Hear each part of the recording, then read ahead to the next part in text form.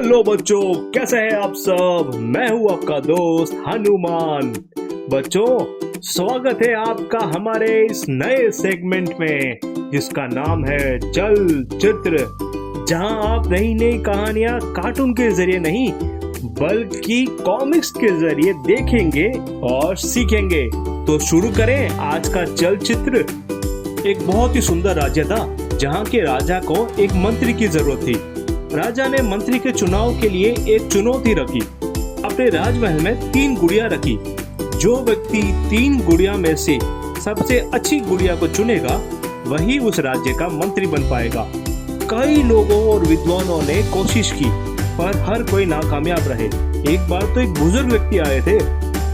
महाराज, ये तीनों गुड़िया एक सी है। इनमें से किसी एक अलग गुड़िया को चुनना बहुत ही मुश्किल है महाराज। और जहाँ तक मेरा अनुभव कहता है, ये तीनों गुड़िया तो एक ही है। इन तीनों में कोई फर्क नहीं है महाराज। क्या आपको पक्का यकीन है कि इन तीनों गुड़िया में कोई फर्क नहीं? मैं दावे के साथ कह सकता हूँ कि इनमें से कोई अलग नहीं है। ये तीनों एक ही है। ठीक है, आप जा सकते हैं। दिन बीतते गए, रोज नए नए व्यक्ति आते, गुड़िया देखते, पर हर कोई नाकामयाब रहता। एक दिन एक दुबला पतला व्यक्ति आया। महाराज, अगर आप मुझे मौका दें तो मैं इन गुड़ियों की परीक्षा लेना चाहूंगा महाराज। हाँ, आप भी कोशिश करके देख लीजिए। उस व्यक्ति ने तीनों गुड़िया को बड़े ध्यान से देखा और तुरंत समझ गया कि इसमें से अच्छी गुड़िया कौन सी है। उसने अपनी बात साबित करने के लिए राजा से एक तिनका मंगाया। देखिए राजन, अगर इस गुड़िया के कान में हम तिनका डाले तो वो दूसरी तरफ से बाहर आ जाता है। इसका मतलब ये गुड़िया किसी काम की नहीं। ऐसे व्यक्ति हमारे काम के नहीं होते जो हमारी हर बात को एक कान से सुने और दूसरे से निकाल दे।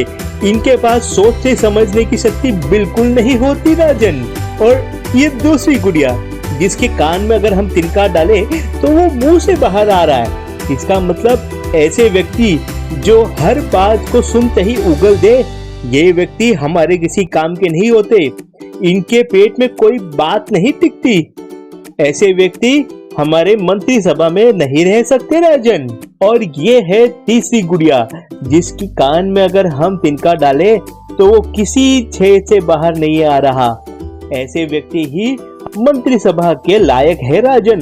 ऐसे व्यक्ति हर बात को सुनते हैं, सोचते हैं, समझते हैं और फिर जरूरत पड़ने पर ही कहते हैं। ये सुनकर राजा चकित हो गए। आपने तो इस पहेली को मिनटों में सुलझा दिया। आप हमारे मंत्री बनेंगे। और राजा ने उसे अपना मंत्री पद दे दिया। तो देखा बच्चों, कैसे उस व्यक्ति ने अपने बुद्धि से उस बड़ी कठिन पहेली को सुलझा दिया जो बड़े से बड़े बूढ़े अनुभवी व्यक्ति भी नहीं सुलझा पाए। बच्चों, यहाँ अनुभव की बात नहीं बल्कि अपनी कॉमन सेंस और अपनी बुद्धि की बात है। और जैसा कि अपने कहानी में सुना, जो व्यक्ति बातों को सुने, समझे और फिर जरूरत पड़ने पर ही कहे, वही व्यक्ति समझदार होता है। आपको अपने ऐसे ही दोस्त चुनने चाहिए जो आपकी बातों को सुन सके, समझ सके और आपको सही सीख दे सके, आपको सही मार्ग में ले सके। बड़बोले व्यक्ति या फिर ऐसे व्यक्ति जो सुनी अनसुनी कर देते हैं, ऐसे आप दूर रहें बच्चों। तो बच्चों, हम फिर मिलेंगे एक और नई कहानी और नई सीख के साथ आपके अपने इसी चैनल रुतविश में। देखो और सीखो। और हम ऐसे ही नए नए चलचित्र और भी लेते आएंगे बच्चों। हमारे इस चैनल को आप लाइक करें, शेयर करें और सब्सक्राइब करना बिल्कुल ना भूलें। हम फिर मिलेंगे बच्चों। Bye bye.